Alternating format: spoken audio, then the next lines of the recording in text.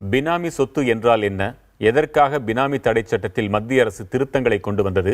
அதன் முக்கிய அம்சங்கள் என்னென்ன? விரிவாக பார்க்கலாம். ஒருவர் தன்னுடைய பெயரால் சொத்து வாங்குவதையோ வணிகம் செய்வதையோ குறைத்துக் கொண்டு மிக நெருங்கிய குடும்ப உறுப்பினர் அல்லாமல் வேறொருவர் பெயரில் செய்யும் போது அந்த இன்னொரு நபர் பினாமியாகிவிடுகிறார்.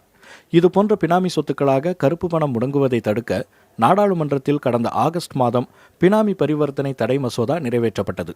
இந்த சட்டம் கடந்த 1ஆம் தேதி முதல் அமலுக்கு வந்தது. ஏற்கனவே 1988 நடைமுறையில் இருந்த பினாமி தடுப்புச் சட்டத்தில் திருத்தம் செய்து புதிய பினாமி பரிவர்த்தனை தடுப்பு திருத்த மசோதா 2016 கொண்டுவரப்பட்டுள்ளது. 1988 சட்டப்படி யாரும் பினாமி பெயரில் சொத்து வாங்கக்கூடாது.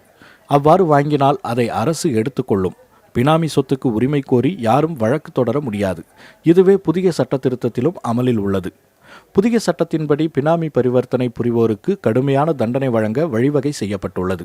பினாமி பெயரில் சொத்து வாங்கியது உறுதியானால் 3 ஆண்டுகளாக இருந்த சிறை தண்டனை 7 ஆண்டுகள் வரை அதிகரிக்கப்பட்டுள்ளது. சிறை தண்டனை போக சொத்தின் சந்தை மதிப்பில் 25% அபராத தொகையாக வசூலிக்கப்படும்.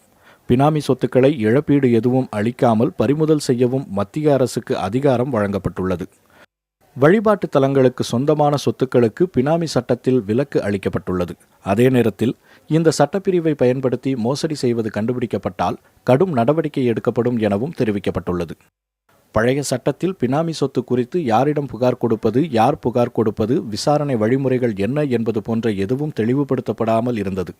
மேலும் சொத்தை பறிமுதல் செய்வது தொடர்பான அதிகாரமும் வரையறுக்கப்படவில்லை. இதனால் இதுவரை பினாமி பரிமாற்றம் தொடர்பான சொத்துக்கள் பறிமுதல் செய்யப்படவோ குற்ற நடவடிக்கை எடுக்கப்படவோ இல்லை. இந்த குறைபாடுகளை சரிசெய்து புதிய சட்டத்தில் தேவையான திருத்தங்களை மத்திய அரசு மேற்கொண்டுள்ளது. புதிய தலைமுறைக்காக டெல்லியிலிருந்து ஹனிகுமார்.